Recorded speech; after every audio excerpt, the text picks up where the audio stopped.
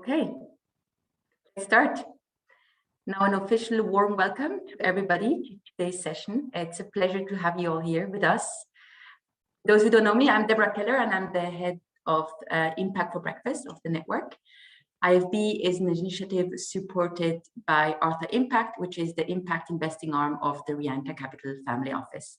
I have with me today Audrey. I will let her introduce herself. Hello, everybody. I'm Audrey Sellian. So glad to see this very large group that's convened to hear our speakers today. I'm involved with Arthur Impact and also one of the co-founders of Baraka Impact on the back of our existing platform, but with a deep focus now on health. And yeah, it's a pleasure to have you all here. And we'll let James Baer, Managing Director of Baraka Impact, frame the introductions and the session for today. And we encourage lots of interaction on the back of the panel discussion and presentations, lots of questions, and our IFBs are all about interchange and informality. So nice to be here with you. Before we start and hand over to James, a few housekeeping rules. As always, I ask you to mute yourself when you're not speaking. We will be recording this session and we will share with you after in a follow-up email, so you can share it with your network and anyone else you know that needs to see this session today. So you're welcome to share it. While the presentations are taking place, you're welcome to share your question and post them into the chat field. We'll have some time after the presentations to go through those questions. So now, with no further ado, over to you, James. Thank you so much. Thank you, Deborah. Thank you, Audrey. It's a privilege to be here and exciting. I've been attending Impact for Breakfast programs for the last couple of years and always really stimulating. And it's great to have the ability and an honor to moderate this one today. I'm also really pleased to let this audience today know that this is the beginning of a quarterly program that Baraka Impact Finance will be hosting on the topic of global health and finance broadly. This is the space that Baraka is focused on, and we find it so rich with many innovative people on the development side, on the health innovation side, and on the finance side, thinking really creatively. And so we look forward to a regular quarterly schedule. We were talking just before we started about trying to do some of those in person. I am based in Zurich, as is Deborah. So we'll look towards the ability to do some hybrid sessions and some in-person sessions in Zurich and around the world. So without further ado, let me get started. And I think this is a really great group of speakers with which to start the Baraka quarterly series, because it brings together several dimensions of a very complex ecosystem. And frankly, right before we got started, Hector Portale and myself were talking about how much all of us benefited from coming together to plan this session and understand the way in which each organization and each individual brings something distinct to a very complex picture. And to borrow a reference that Dr. Rifat Atun will make later in his presentation, we start with the framing of the Chinese ideogram for crises. Wei Ji. Wei Ji brings together danger and opportunity. That's absolutely what it feels like. We have been on the precipice of catastrophic times, and there's also opportunity. And I think as a longtime global health person myself, the opportunity that I see is a collective attention, a multi-sectoral attention to the complexity of health systems. And that is, in fact, the way we're going to talk about it today. We're going to talk systemically. And I'll start now by introducing the three speakers and the differentiated perspectives that each of them bring to this conversation. So Hector Portale is the head of Movement Health 2030. This is a Roche initiative that was born and anchored initially in Latin America in 2019, and now has a global mandate. And I'll let Hector describe exactly what Movement Health's mission and agenda is. But suffice to say at this point, they are looking at the identifying public health gaps and then supporting the innovation ecosystem on the ground to help to meet those gaps. So they're thinking about policy and thinking about innovation at the same time. Carolina Batista is my close partner and working colleague at Baraka Impact Finance. She's an infectious disease specialist with a master's in international public health from the Swiss Tropical and Public Health Institute. Carolina began her career working with indigenous populations in the Amazon and went on to be a field physician for Médecins Sans Frontières in a variety of humanitarian settings in Latin America and in Sub-Saharan Africa. She was the director of the Brazilian medical unit at Médecins Sans Frontières, and then head of access and medical affairs at the Drugs for Neglected Diseases Initiative. She currently sits on the international board of Médecins Sans Frontières, as well as the member of the Access Committee at DNDI, the Drugs for Neglected Diseases Initiative. Carolina also sits on the Lancet's COVID Commission. I'm honored to work with her. And she will be talking about Baraka Impact Finance's perspective on the ecosystem, which is one of the private sector.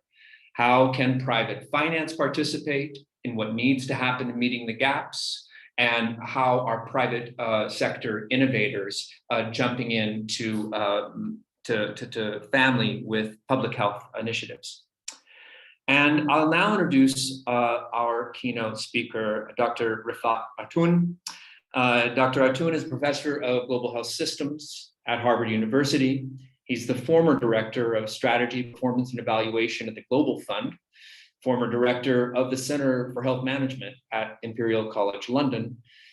He's published extensively on global health systems, limitations and potential, and the importance of systemic and technological innovation that's necessary to address health system failings.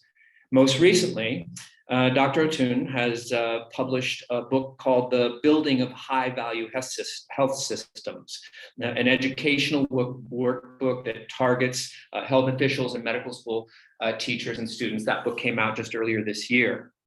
He's a trained clinician and an eloquent speaker. We were really enjoying planning for this program and being privy to some of the ways that he's looking at it. And I will now turn this over to him.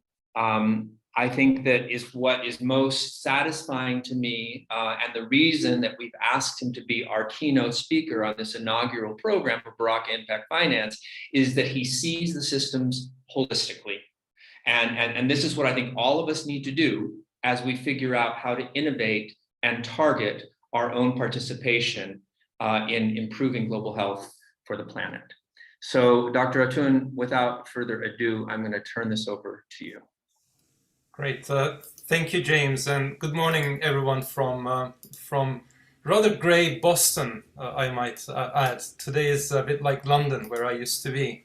I'm going to talk about transforming health systems and how we can create an ecosystem for rapid innovation, adoption, and diffusion of these innovations. And it's great to see so many of you from startup companies and investments. In addition to what I do at Harvard, I'm also a partner in a venture capital fund based in the Bay Area in San Francisco, and we invest in tech companies. And one of the important questions I always pose is, how are we going to scale up?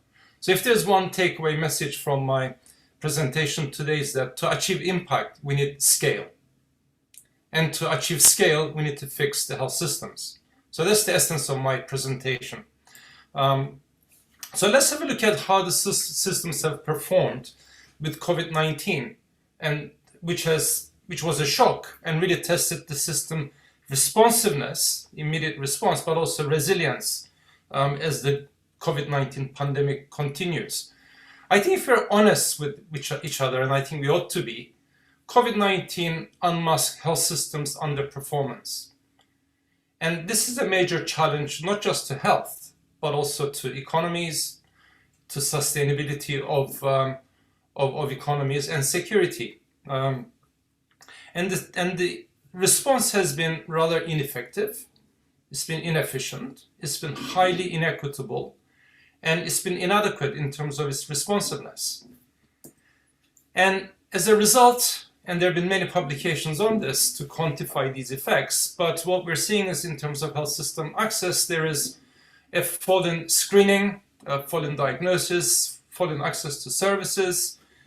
As a result, we have foregone care or delayed care, or when even accessed services, suboptimal care. And this has led to a massive increase in undiagnosed cases, a large number of late stage cases, because individuals are presenting fairly late into the system, with increased morbidity, increased deaths, and a major increase in cost. A study we've just published looking at the Chilean response and looking at cancer as a tracer shows that as a result of COVID, just in the first two waves, in the first 12 months, there has been an increase of 15% in the number of cancer deaths compared to secular trends, after taking into account competing deaths from COVID-19 and other conditions. So the cost and health and societal impact is massive. And I was an advisor, and I'm still working very closely with G20. I was a senior advisor to G20 presidents a couple of years ago. And G20 and G7 have been doing simulations on COVID-19. But going into it, none of this actually was implemented. So there's a question of why the response was so poor. Well, we knew that the systems were underperforming before COVID-19. So if you look at number of lives lost per 100,000 inhabitants, this is using 2020 data from OECD, in a number of what we call high-performing countries, you can see that in each of the countries there's a very high number, almost between 3,000 to 4,000, 4,500 avoidable lives lost per 100,000 inhabitants. So this is in high-performing systems. And we've completed a number of studies in low and middle-income countries, looking at a number of tracer conditions, and this is purely illustrative. This uses national representative data from 44 low and middle-income countries that represent about 2/3 of the world. Very reliable data that also use biomarkers.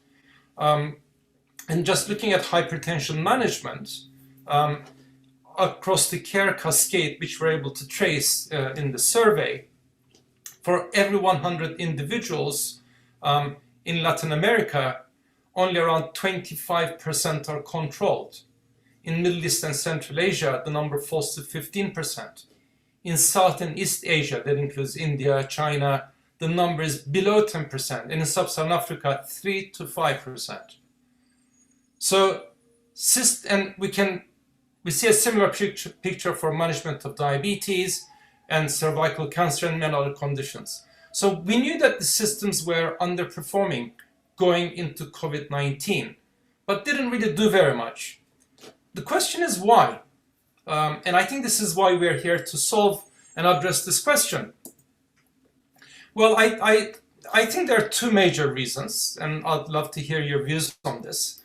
The first is what I call asymmetric innovation.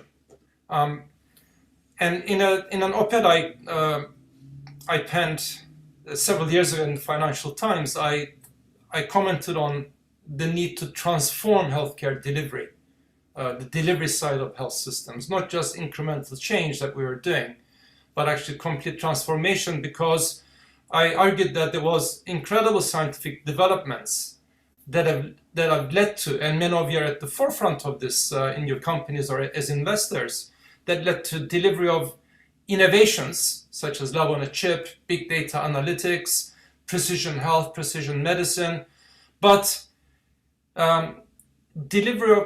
innovation in delivery on the care delivery side has faltered. Not much is happening. So in terms of delivery of innovations, there's a long list, and we could spend the whole day talking about this. But innovation and delivery, we're stuck with structures that go back centuries. And this is a picture of Hôtel Dieu de Paris. It's still functioning as a hospital. This is the oldest hospital in the world that is currently functioning as a hospital. If you do go to Paris, do visit it. It's very beautiful. It was established in the 7th century, 651.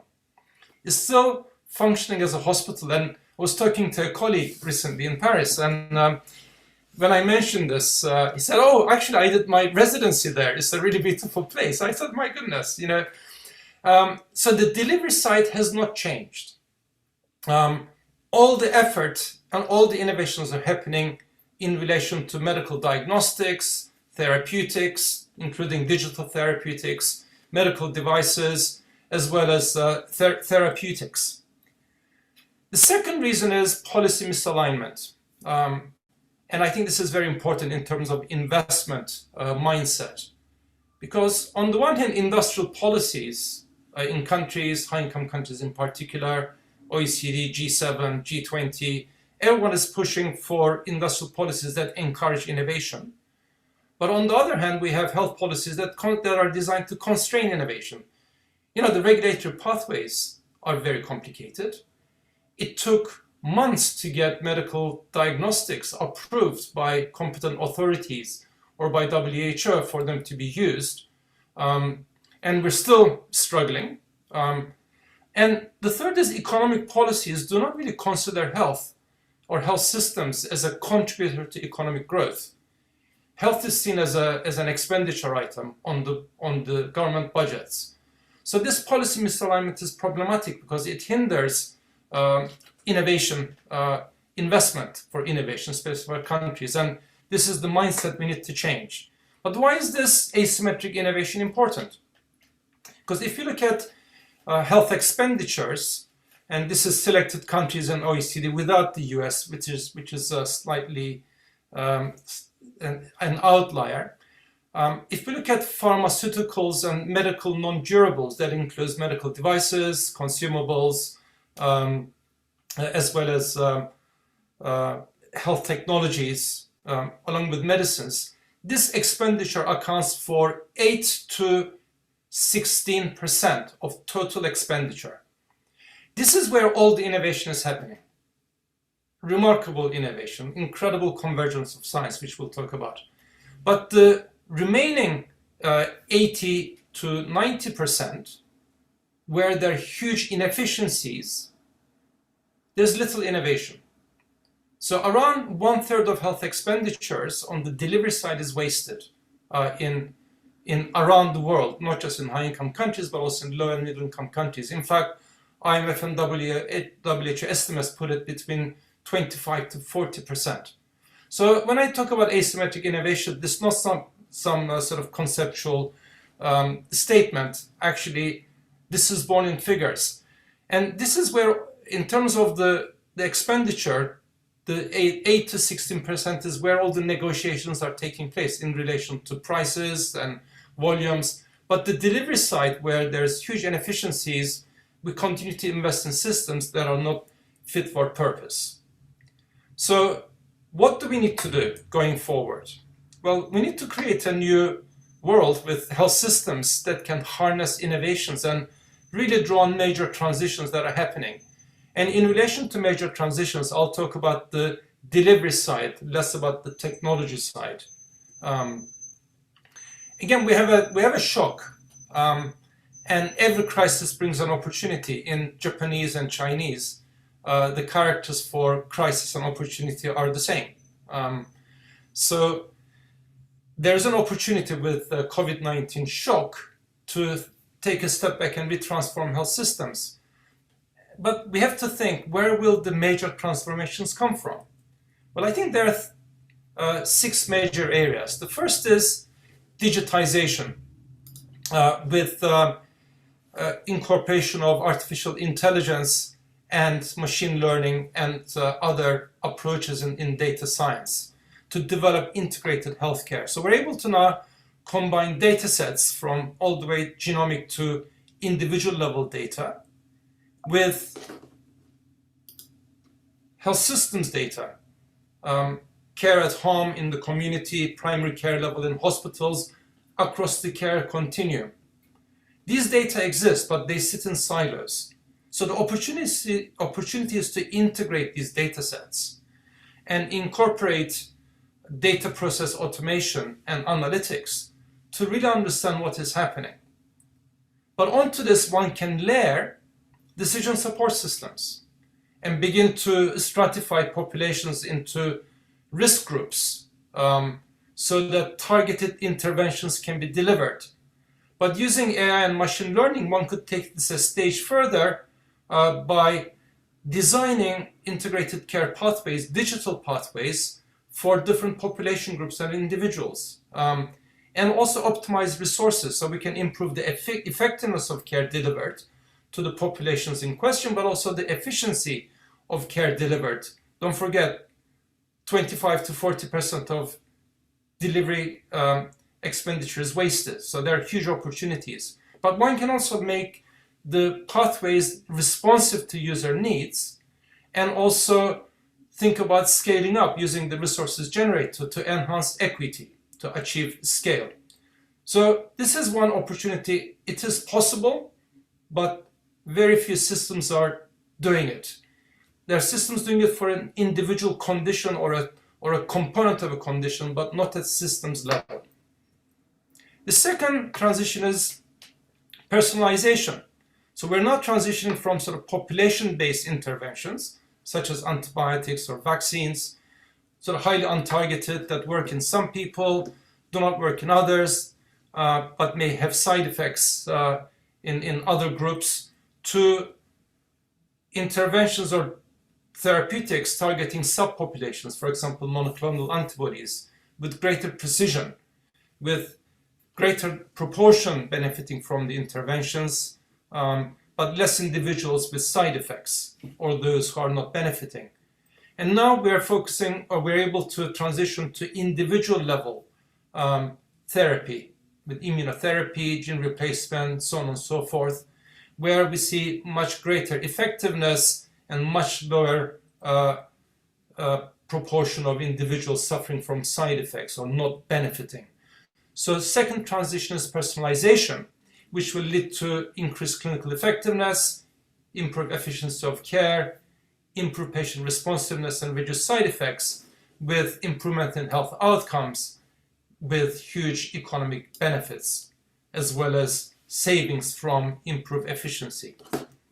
The third transition is, and I think this is very important, is the transition that's happening from the traditional technology-based approach, where medical device companies and pharma companies are sellers into a system. They sell technologies or devices or therapeutics or medicines, to more integrated, what I call multimodal solutions, sort of technology plus solutions, or integrated solutions for an episode of care, or management of a whole, over a period of time, a single disease, or management of a bundle of conditions, or actually even managing population health over time. This transition is happening. But unfortunately, many companies are still stuck in the old-fashioned technology mode as sellers into the system, rather than seeing them as a critical component of the health system that can actually transform it from within. This is where the really big gains are going to come from. The fourth transition is automation. And I've seen one of the companies is dealing with robotics. And countries like Japan have used COVID-19 to transition to use of conversational agents such as chatbots, or chatbots augmented by AI, or even conversational AI agents that are able to provide ongoing support, care support for chronic conditions, or increasing use of robots to augment the efficiency and effectiveness of care. The fifth transition is non-invasive diagnostics with remote diagnosis and care.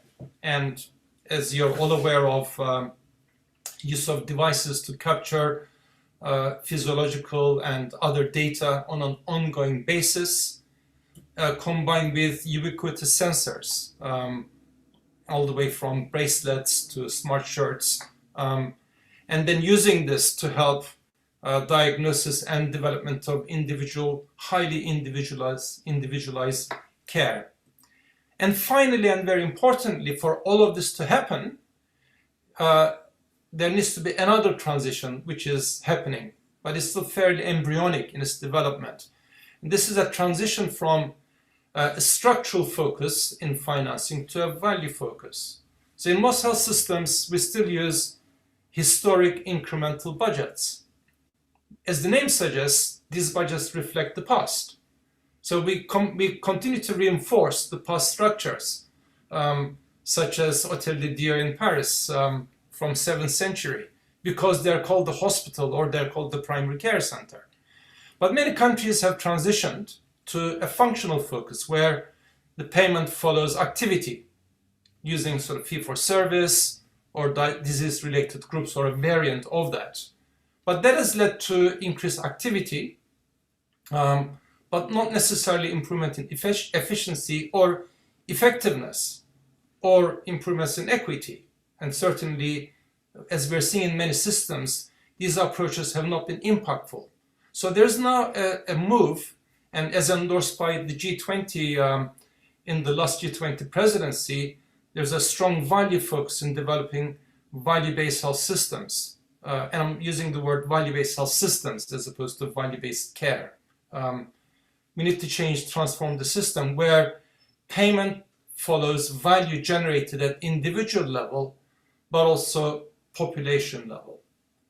So to sum up, in order to have impact, we need to have scale.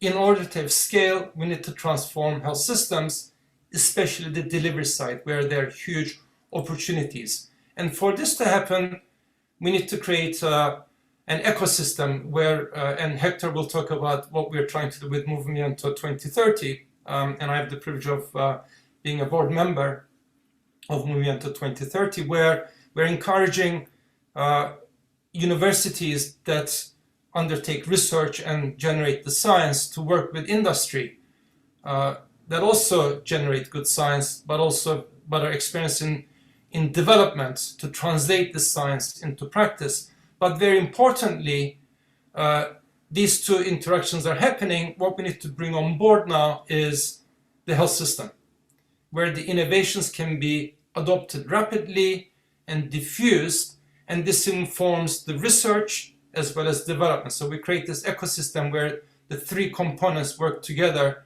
to create value for everyone. So thank you very much for your attention, and I look forward to our discussion. Thank you so much, Rifat. I want to make sure you're all paying attention, because what Rifat describes from a very eloquent academic perspective is he describes the content, the roadmap that Movimiento Salud, that Movement Health 2030, and the Baraka Impact are using as we do our work. So what is possible and how does it get actualized? Those theoretical constructs are driving the opportunity. And I'll turn it over now to Hector Portale, the head of Movement Health 2030, to describe the way that this organization is contributing on the public policy and innovation level. I'm remiss in telling everybody we structured today so that we've got plenty of time for conversation. So we will go through both Hector and Carolina Batista's presentations rather quickly, and then we will open the conversation to participants. So Hector, over to you. Thank you very much, James. And if there's a single aspect I would like to share with you today about what we're doing in Movement Health 2030 is how within the ecosystems working with the public and private healthcare sectors, we need to find ways in order to align priorities that can commit for a long-term scalability on solving these systemic gaps to make sure that then innovation can have full impact on patients' lives. And we start with an astonishing fact, which is that even before the pandemic, 1/3 of deaths worldwide was preventable. So that's something that urges to action, to the investment impact healthcare community. Within Movement Health, since my first days working in my home country, Argentina, and across Latin America, we came with several colleagues to the same assessments. We know what needed to be done. We need to improve efficiency, to plan for better budget expenditure, or even healthcare digitalization. But there's a lack of frameworks in order to solve these things that seems to fall in between chairs because of the systemic comprehension of these impacts. With Roche funding and endorsement, and with colleagues from the Latin American teams, we decided to do something about it. And that was the moment when the pandemic hit. Let's remember what happened, almost 2 years ago, when we were seeing worldwide an enormous surge of collaborative solutions. People in universities with companies building masks, personal protective equipment for healthcare workers, apps. I even recall a case in my home country where a food factory with spiking demand on those early days hired employees from a car making factory on the nearby that halted operations. And those type of collaborations would have been unthought before COVID. So that was the spirit, and still is the spirit, that is inspiring us to look for these collaborative solutions. So since the start, with Professor Rifat Atum, with Rolf Högner from Roche Latin America, and with Bogi Eliasson from the Copenhagen Institute for Future Studies, set up a steering group to develop this platform. Let's remember that in those days as well, with the rise of the Black Lives Matter movement, we were very conscious about the importance of providing benefits, not just for one group of patients in one area of healthcare or in one specific area of the world, but on the need to redesign processes from the user perspective, so that then we can ensure that the responses were really more inclusive, because from the moment of design, we were considering the user perspective. So we knew that this could not be taken as an isolated approach in a specific area of the healthcare sector, but this really, as our name says, needed to be faced as a movement. And we started with a very specific theory of change, which is that 80% of healthcare problems around the world are shared, but where we need to put our focus is on how providers with significant variations in terms of capabilities and funding can respond to these unmet needs. So when we think about these trends that our healthcare systems are dragging, of a 30% of their investment being spent in inefficient measures, when we look to other industry sectors that have not been impacted fully by modernization and digitization, we tend to see the same trends. In the construction sector, for example, 25% of measures are either redundant or unnecessary, and that takes place because of lack of shared information.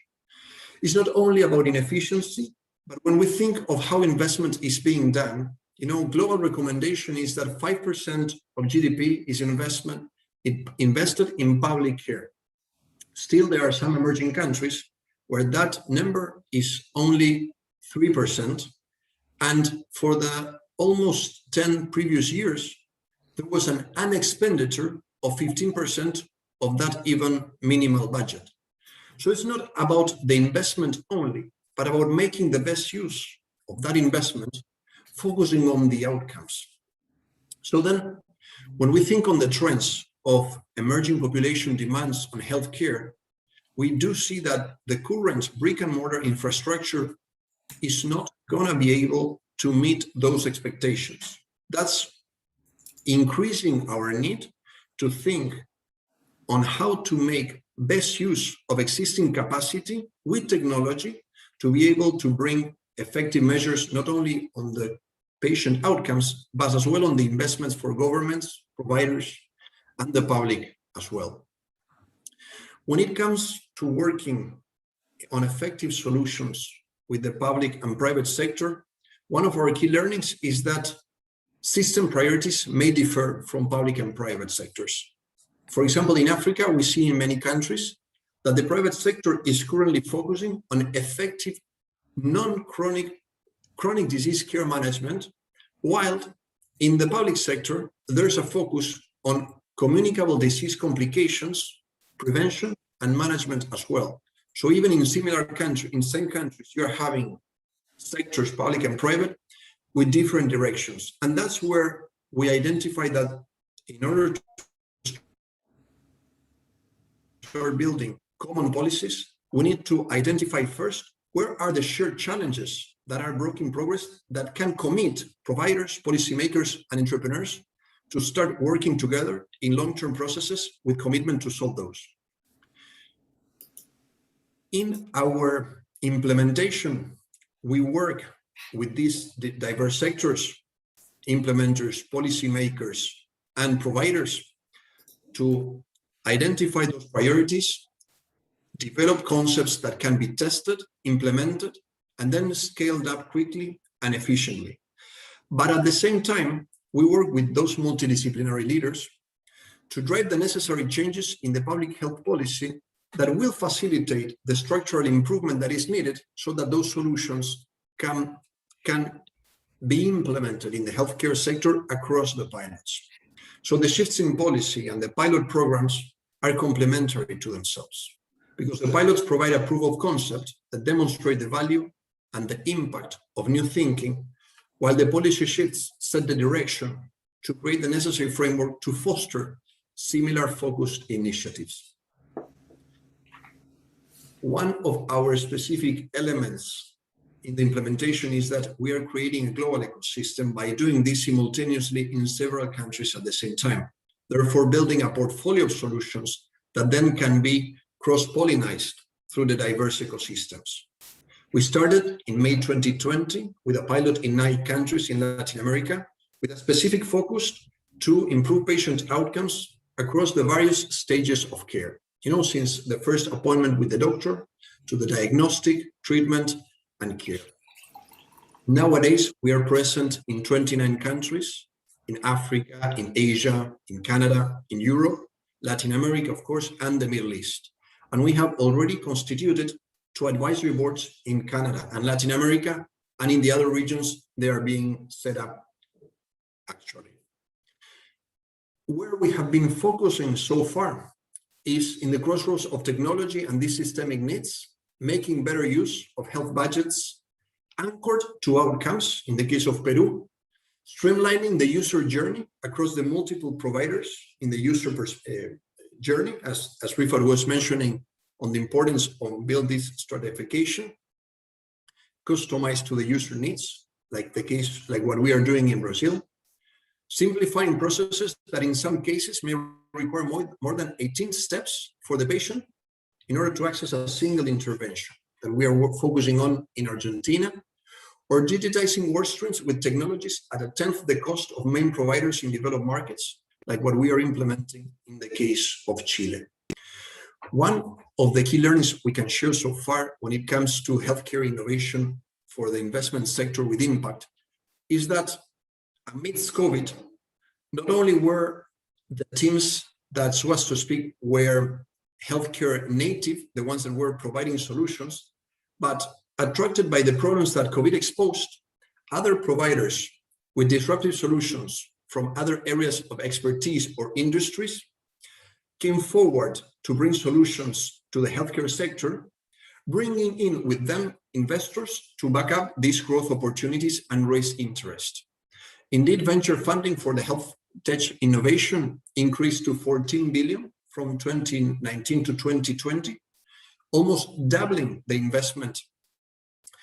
And if we can mention some specific examples of this cross-pollination, I want to share 2 today with you, which is first AIM, which is a Chilean startup specializing in digitizing the stores workflow, in the retail sector, which is working with us and 2 other partners to use their expertise to transform instead the hospital brick-and-mortar workflows. They are aiming to reduce the patient journey from diagnosis to treatment by 30%.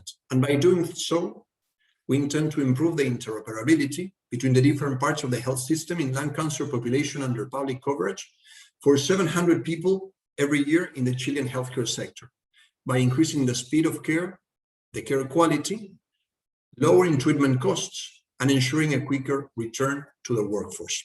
Another example is Resolve, which is a solution started in Colombia that processes massive amount of voice data in the telecommunications sector, and now is applying that same technology to identify pain points in the patient journey to contribute to a better experience in telehealth.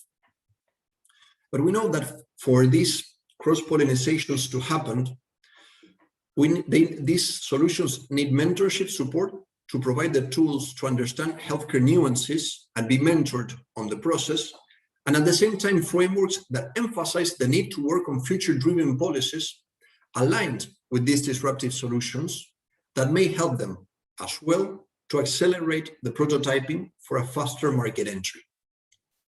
But this is not something that we have been seeing as necessary in emerging economies only, but there's a huge room of opportunity in developed markets as well. In 2019, San Francisco saw 131 digital health deals versus 21 in London. But at the same time, Europe, even before the pandemic, with consumer trends, integrated markets, and regulatory updates, increasing the interest for healthcare digital solutions catch up, have been providing a scenario of increasing interest for healthcare investment in innovation. So we understand how important it is to find these cross-country synergies to strengthen this ecosystem and boost these innovation opportunities. And because of that, we are working to look for partners in Sweden, Finland, Norway, Denmark, Estonia, Latvia, Lithuania, Bulgaria, and Hungary to build these cross-country solutions that can boost innovative systemic approaches. So, we have started only almost 2 years ago, so we are in the early days of our mission, but we have already seen impactful results of cross-functional innovation. So we are looking for partners to join us on the next scaling chapter, where we intend to expand to other 20 countries to build these ecosystems. And therefore, I encourage you to, if you're interested to know a little bit more about our solutions, to look at our website, movementhealth2030.com, so that we can continue the conversation in order to connect on accelerating equitable access with innovation. Thank you very much. Thank you, Hector. Excellent. Really well presented. And I'm even more excited about Movement Health 2030, having known you for a year than I was previously. I'm glad we're working together. I'm going to turn this over to Dr. Carolina Batista, my partner at Baraka Impact Finance, where we will focus on Baraka's mission, focused on private equity and private sector innovation. Carolina, I'm going to, you're going to put your own slides up? You've got them? Yeah, I got them. Okay, great. Perfect. Dr. Batista, over to you. Thank you so much, James. And thank you, Professor Rifat and Hector, for putting such a great presentations and making my life easier or not. So I hope I can share a little bit of our vision when it comes to Baraka and how we position ourselves in this ecosystem. So basically at Baraka, we mobilize private capital to catalyze health innovation and improve access to healthcare in emerging markets. I'm borrowing Professor Zatun's presentation slide and to really highlight that the COVID crisis has exacerbated the challenges in healthcare all over the world, and more specifically, as we've seen from the two previous presentations, in emerging markets where suboptimal investments and poor infrastructure or outdated infrastructures have been failing to address the growing needs of their populations over the years. It's clear for us that such challenges cannot be met by one single player. And at Baraka, we really focus on the role of the private sector and investments as a catalyst for health innovation. So at Baraka, we really worked to develop a frame and a systematic approach to understanding the trends and the markets that we're operating. So we developed regional reports that really highlight investment trends and opportunities for healthcare in emerging markets. And by doing so, we really explore solutions that can drive the health transformation that we want to see, while also generating financial returns. So healthcare market throughout LMICs is being shaped by lots of factors, but I would like to highlight the aging population, the rise in chronic diseases, as Hector just mentioned, the growing middle class, the digital revolution, and the higher demand by the population for better quality and more efficient healthcare provision, among many other factors.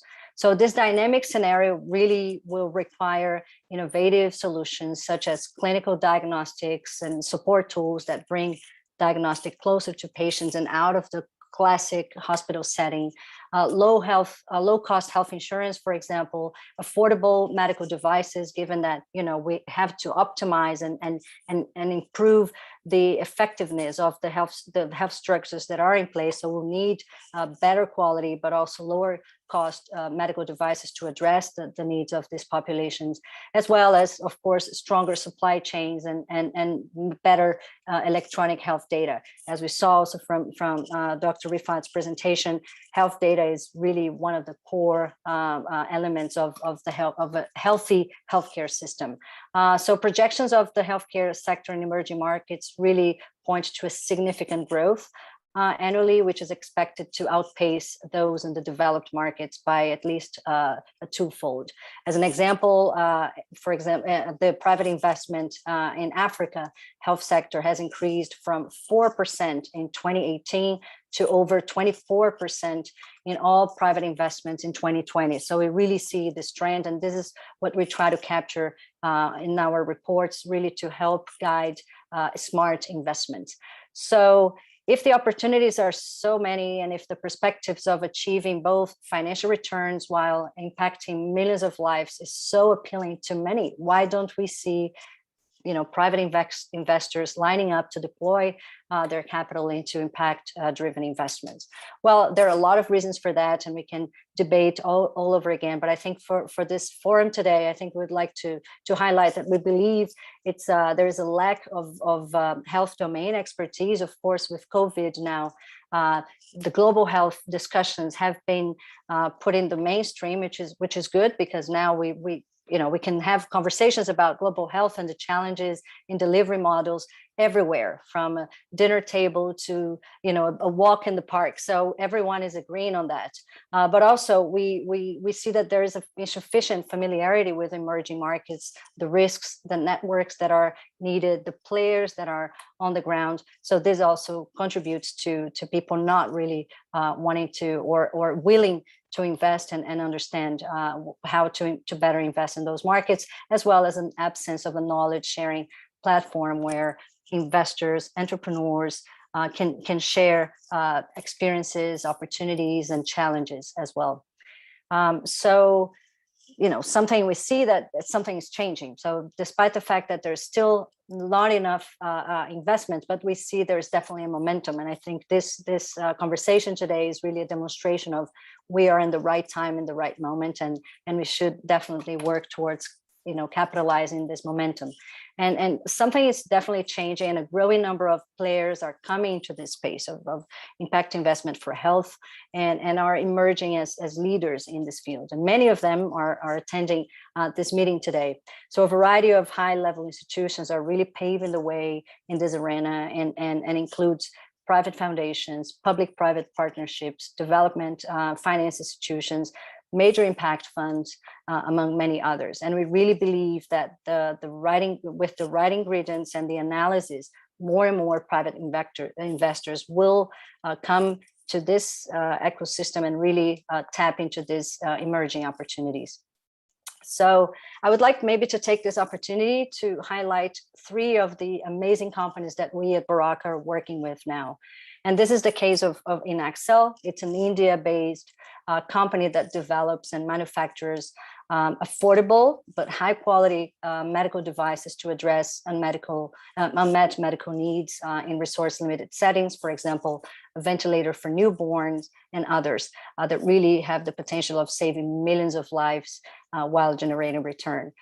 They're not only active in India and emerging economies, but they also have a very robust plan to do the reverse innovation, bring those products to developed markets, such as the US. They have FDA registration process ongoing, as well as bringing the products to the European market. So it's really inspiring to us to see how a company like that can impact so many lives in different parts of the world, including more established markets.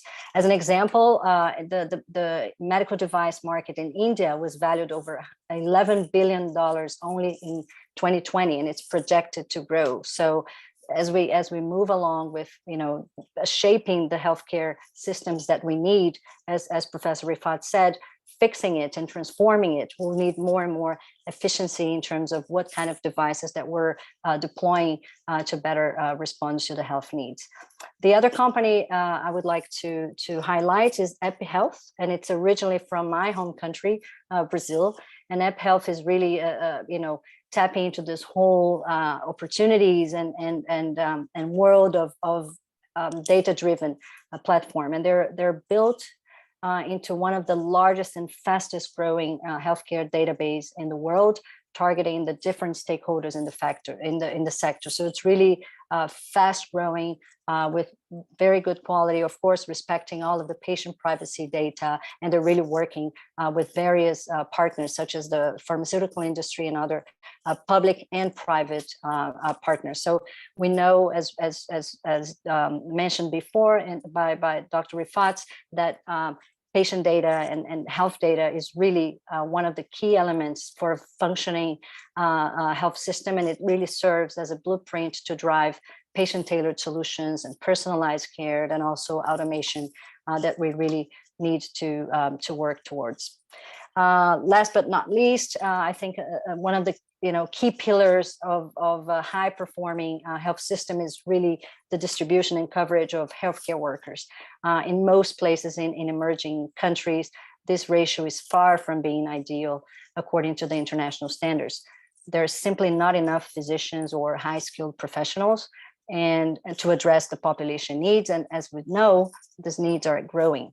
We have overlaps of infectious diseases that still carry a high burden in these countries, for example, malaria, TB, but also now hypertension, diabetes, that really require a very strong and robust system to address the needs of these populations. So, for example, in sub-Saharan Africa, there are only 0.2 physicians per 1,000 populations, while, for example, in Europe, this ratio is 3.7. So there's some major inequities and disparities that we see that. But how to address that? I mean, we simply can't go and fast track and have physicians being deployed or created all of a sudden. So we really have to think of innovative solutions to address that. And so here comes ThinkMD. It's a US-based company that developed a mobile physician that can be used by anyone, anywhere, to make more accurate health decisions driven by AI and technology. They've really so far impacted hundreds of thousands of lives in various countries in Africa and are really in full expansion to different markets. And this makes me really remember back in the days when I was a physician working in remote settings in Africa or Latin America, how a lot of my work was really focused on training community health workers to better diagnose and treat common conditions that were affecting the population, such as pneumonia, skin diseases, and other conditions that were easy to treat, but they needed to be treated in a timely manner. And sometimes, most of the times, we didn't have that right tool. So I can only imagine how much of an impact we could have had in those people's lives, even more if we had such a tool back in the days. So building on our global health sector expertise and the vast network that we've built throughout the years in various emerging markets and with global health leaders and financial leaders throughout the years, we spend a good deal of time building and updating our pipeline. I think, as a matter of fact, I think it's one of our favorite parts of this job is really to learn from these entrepreneurs and to be infected by their entrepreneurship and their drive to change things. And we currently have over 270 companies that are addressing all of these pressing needs that we've discussed today in healthcare in various countries. Most of them, of course, are leveraging on technology to build tailored solutions that are scalable, profitable, but also impactful. And there are many more visionary entrepreneurs out there. We know that, and we really want to make sure that we're reaching them.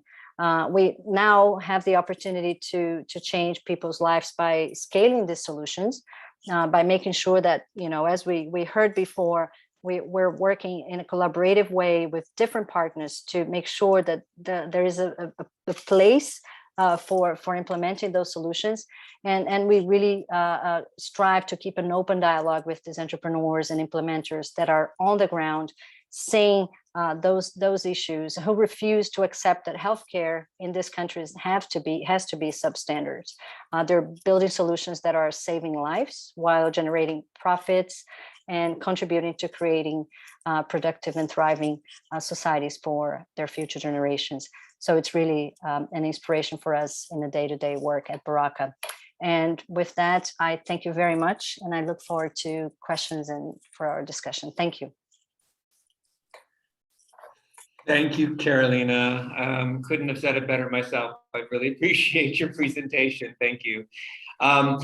We have time for questions. I want to let everybody know that, in fact, this program today was scheduled for an hour and a quarter. We have another 15 minutes officially allotted. And so if any of you can stay on, we welcome you to do so. And please start to bring your questions into the chat, and then we'd ask you to present it verbally. So I see a very interesting and kind of on-point question here from Alan Boyce. And Alan, I think probably Carolina could respond to that if you're willing just to jump on the audio and share your question directly. It'd be great. Otherwise, I'll read it for you. Yeah, just come on now. Can you hear me okay? Yes, just fine. Yeah, it's something I've scratched my head on. I've worked in the US, I've worked in Europe, I've worked in Africa, and the comment was made earlier about the regulatory quagmire that can hinder more than help. There's new regulations coming out next year with this, around CE mark. So I'm curious if you have a view on if you were trying to launch something today. The tendency has always been to rush to the US and the FDA, and I think from where I'm sat, there's a lot of debate now about the 501k process and all of that. So I'm just curious, from your perspective, where would you start? Carolina, do you want to jump in on that, or? Yeah, I can jump in, and I'm sure also Rifat will have very good points on that. It's a great question, Alan, and I'm not sure I can answer it totally, but I first of all, I just have to say I agree with you. We definitely see now that we need better and more efficient regulatory pathways to make sure that a good innovation anywhere is a great innovation elsewhere, right? So we need that framework, and I think we need to do like a real-time lessons learned exercise with what we've seen with COVID, because COVID has really, if there is anything, it really accelerated this kind of innovations and the scaling and replication of these innovations in different markets. So I think we really need to do this exercise on an ongoing basis and see, what did COVID accelerate, and what has, this whole crisis really exacerbated the need to have this kind of debates, right? So I think I was just in a meeting earlier today exactly about that. It was on drug development and how we have to strive to managing and having better ways to harmonize, for example, regulatory agencies in different places. And if you have a product registered in a stringent regulatory agency, this should serve as a clear fast track for different regulatory agencies and regions of the world. So I think we need to strive for that. I think again, having contacts and a strong and robust network on the ground really helps, because we establish this almost like a platform of implementers, of policymakers, of researchers, of entrepreneurs that really know what makes sense to that market and not, and how to better navigate that system. So for us, it's really key to keep this open dialogue all the time with people on the ground, and we really value the years of expertise that we bring to the table on that, because we know, like, if we come to a context and we don't know exactly how to operate it, it's going to take much longer. So it's really working partnership, and really I like this word of like developing platforms with the different pieces that are needed to ensure that we have the regulatory checklist done as quickly as possible. So I would strongly advise for that approach on a platform, and really building on a country by country network, and try to reach a regional and more global market. I hope I addressed some of your points. You did. Appreciate it. Thank you. Rifat, did you have anything more to add on that? Yeah, absolutely. I concur with what Carolina has said, but I think harmonization is critical. But I even CE mark versus FDA. These are two very different things, and people really misunderstand what they actually mean. So I think CE marking provides an opportunity, because you get approved in many countries immediately. A similar approach could be adopted in the African context through Africa Union. I think there's a great opportunity there, and there should be advocacy to make that happen. And I think we all have a role in doing that, because there's 50 plus countries that will have a sort of harmonized pathway. Otherwise, it really is incredibly complicated to try and get approval in each and every country. In the Asian context, again, there are a number of some regional trade agreements that are all signaling harmonization, but there are already existing formations of it as well, such as ASEAN, which could be used as a platform. But I think for me, this is one of the biggest barriers to, and very time consuming for startups, to try and get approval in each country. It really hinders innovation, adoption, and diffusion. Yeah, and it can be cost limiting as well, with the new regulations in Europe, for instance, where you now need clinical trials for devices and diagnostics. I know of companies that are saying, I don't know where we go now. I don't know how we do this. Absolutely. I mean, India introduced a directive in relation to clinical trials, and all of a sudden, whoa, it was a big shock to many trials stopped. So we need to try and avoid these regulatory shocks. And I think in Movimiento, I think, this is one of the areas we hope to engage with regulators and policymakers to try and shape the frontiers of thinking. Perfect. Right. Thank you. Thank you, Rifat. We've just got a few more minutes left, but there's a really great comment, and Stefan, I wonder if you're okay to actually verbalize it, related to basically health equity, health access, and how well private sector innovation can address equity issues. Stefan, are you okay to there you are, great. If you raise that, great, thank you. Well, first of all, thanks so much for the great presentations. I really appreciate it. All different comments, and very insightful. Thank you for that. I guess as James just mentioned, it's more a comment than a question, and it's basically around the work and that we're doing in the healthcare space. And what we're seeing is that the minorities that we're looking to serve, they really struggle accessing the healthcare. and in particular in emerging markets, and either they're discriminated against or they just can't afford the healthcare that they actually require. And then in addition to that, in many countries, we see that the link that we almost take for granted in Western Europe and to a large extent in the US between public healthcare and private healthcare isn't actually working. And it just adds to the complexity for us to really wrap our heads around how we approach this from an investment perspective. If, of course, you know, in our case, we want to serve a specific demographic. Really excellent points. I've got my own set of thoughts and responses, but I'd rather just turn it over to the speakers. I don't know any of the three, Rafat, Hector, or Carolina, thoughts on this issues of access equity and marginalized communities. Yes. Indeed, Yeah. with Women Health, we are seeing how that should be our focus of implementation, because healthcare innovation can have early catch-ups and entry to markets for mature markets, even though in developing countries already. But the challenge is, how do we see these transformative solutions impacting massive scales of population?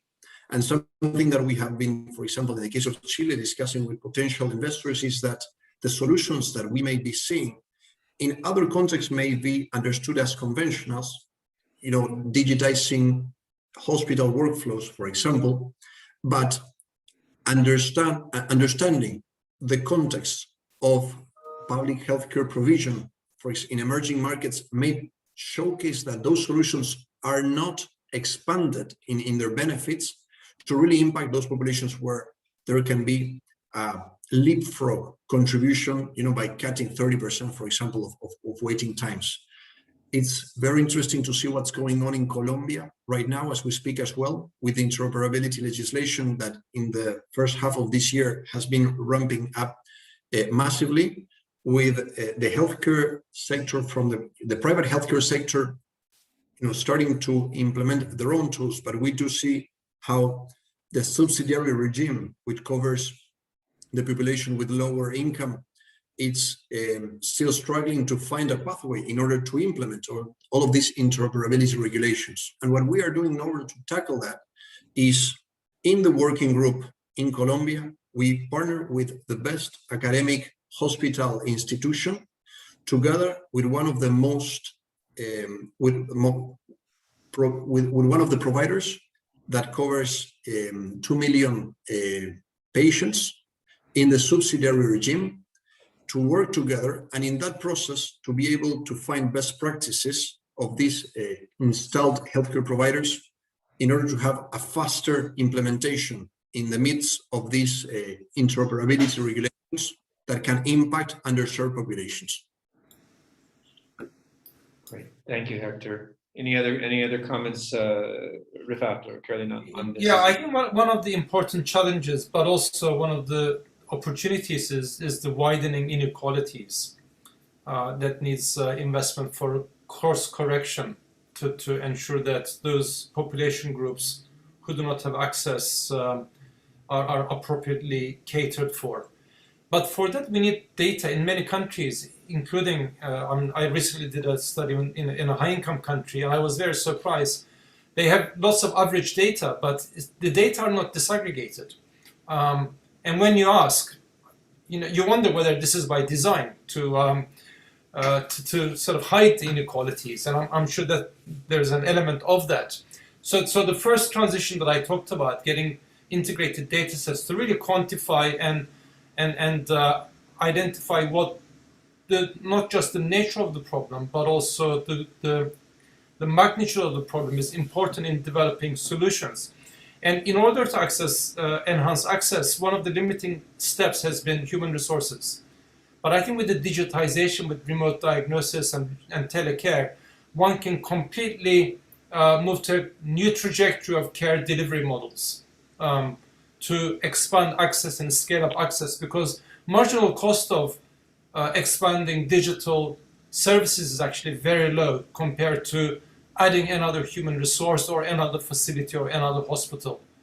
if we can achieve that mind shift, a shift in the mindset, that can help address access issues.